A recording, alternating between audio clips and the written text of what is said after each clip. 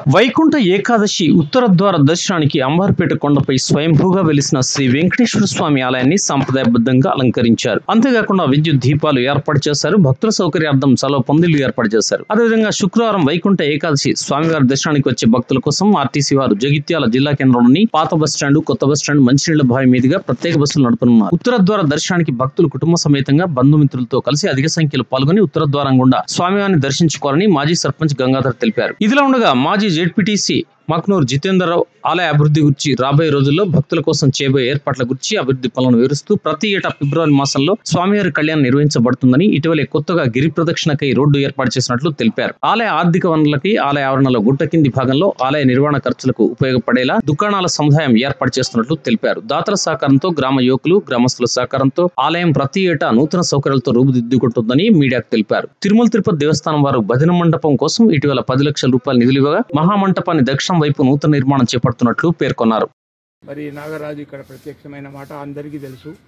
మరి ఇక్కడ దాదాపు 15 ఏళ్లకెళ్ళి దీన్ని కన్స్ట్రక్షన్ చేసుకుంటూ పోతున్నాము. ఎంతోమంది దాతలు, చాలామంది దాతలు ఈ 10-15 ఏళ్లకెళ్ళి లక్షల రూపాయలు ఇచ్చిండ్రు.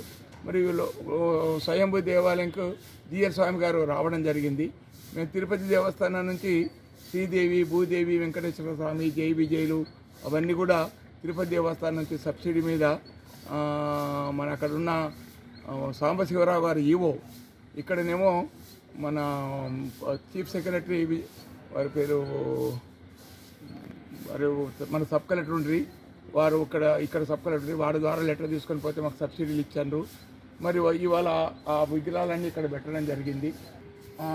ప్రజలందరూ గమనించాలి, భక్తులందరూ గమనించాలి. ఈ ఉత్తరద్వారం నేనేదో సంతగా చేసింది కాదు. ఇది భగవంతుడే ఆనాడే ముందు చూపుతోటి గర్భగుళ్ళే ఉత్తరానికి ఒక పెద్ద రాయి 2 ముక్కలై ఉన్నది. దాన్ని ఒక మీద బండలు ఒక 2-3 పైన ఆక్రమించి ఉండే వాటిని మెల్లమెల్లగా పలగొట్టి తీసేస్తే మాకు ఒక సొరంగం ఏర్పడ్డది. ఆ సొరంగంలోకి వెళ్ళి మెట్లు పెట్టినాం. ఇది 3వ సంవత్సరం ఇప్పుడు ఉత్తరద్వార దర్శనం. మరి ఆ సొరంగంలోకి వెళ్ళి మెట్లు పెడితే మెల్లగా దిగితే చక్కగా దేవుని దగ్గరికి, వెంకటేశ్వర స్వామి దగ్గరికే పోతున్నాము. అక్కడికి వెళ్ళి ఉత్తరానికి ఉత్సవ విగ్రహాలు పెడితే తీర్థప్రసాదాలు తీసుకొని భక్తులందరూ వస్తున్నారు. జగిత్యాల మండలంలోని అంబార్పేట గ్రామంలో శ్రీ వెంకటేశ్వర స్వామి స్వయం దేవాలయంలో ముక్కోటి ఏకాదశి వేడుకలు రేపు అనగా శుక్రవారం రోజున ఘనంగా నిర్వహించుకోవడం జరుగుతుంది.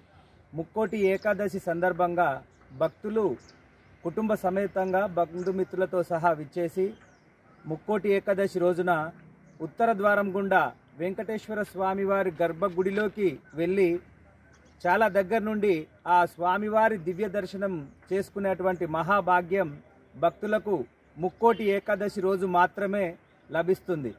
కావున ఇంతటి గొప్ప అదృష్టాన్ని భక్తులందరూ కుటుంబ సమేతంగా బంధుమిత్రులతో కలిసి ఆ వెంకటేశ్వర స్వామివారి దివ్య దర్శనం చేసుకొని ఆ స్వామివారి కరుణ కటాక్ష మోక్షాలకు పునీతులు కాగలరని కోరుతున్నాం.